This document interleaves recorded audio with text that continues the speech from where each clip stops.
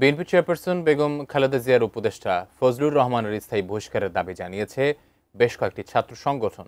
রোববার ঢাকা বিশ্ববিদ্যালয় এলাকায় আলাদা বিক্ষোভ সমাবেশ থেকে এমন দাবি তোলা হয়। মানুষ বুঝে ফেলেছে এরা হলো রাজাকারের বাচ্চা। সম্প্রতি স্যাটেলাইট টেলিভিশন চ্যানেলের টকশোতে জুলাই আগস্ট অভ্যুত্থান নিয়ে বিতর্কিত মন্তব্য করেন বিএনপি চেয়ারপারসনের উপদেষ্টা ফজলুর রহমান। কালো শক্তি 5 আগস্ট ঘটিয়েছে এমন মন্তব্যের পর তোলপাড় শুরু হয় দেশ জুড়ে। এনসিপি যে ছেলেরা এরা হলো ওই জামাতের মুখপাত্র, এই ছেলেরাও নেতা না, এরা হলো অভিনেতা, জামাত যা করাতেছে তাই করে।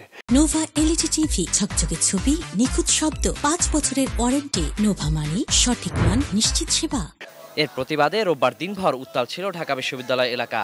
দুপুরে বিক্ষোভ করে ডাকসুর সমন্বিত শিক্ষার্থী সংসদ প্যানেল। সাধারণ সম্পাদক প্রার্থী মাহিন সরকার বিএনপি নেতা ফজলুর রহমানের বক্তব্যের প্রতিবাদ জানিয়ে তাকে ঢাকা বিশ্ববিদ্যালয় এলাকায় অবাঞ্ছিত ঘোষণা করেন। 24 আমাদের প্রজন্মের একটি অহংকার, এটি আমাদের প্রজন্মের নিজেদের রক্ত দিয়ে কেনা একটি বিষয়। এই ইতিহাসকে কেউ যদি মুছে দিতে চায় তাহলে তাকে শক্তভাবে প্রতিহত করা হবে।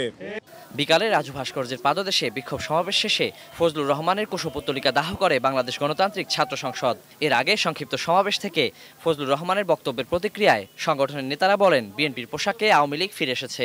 আমরা জানি বেগম খালেদা জিয়া একজন সজ্জন রাজনীতিবিদ, তার আপোষহীন মনোভাবকে আমরা সম্মান করি, শ্রদ্ধা করি, কিন্তু বেগম জিয়া বোধহয় টের পাননি তার দলের ভিতরে শেখ হাসিনার এজেন্ট ঢুকে গেছে। তারেক রহমান ডুয়েল গেম খেলতে চান, তিনি জুলাই গণ অভ্যুত্থানের পক্ষের শক্তিও রাখতে চান, আওয়ামী লীগের পক্ষের শক্তি নিয়েও কাজ করতে চান।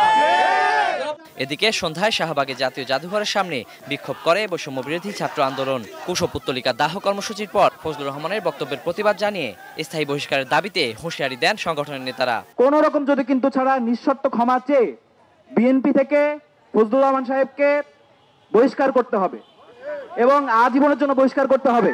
টকশোর নামে আর কেউ যেন জুলাই অভ্যুত্থানকে হেয় করতে না পারে সেজন্য ব্যবস্থা নেওয়ার দাবিও জানান তারা। Waliul Sakib, ATN news, Dhaka.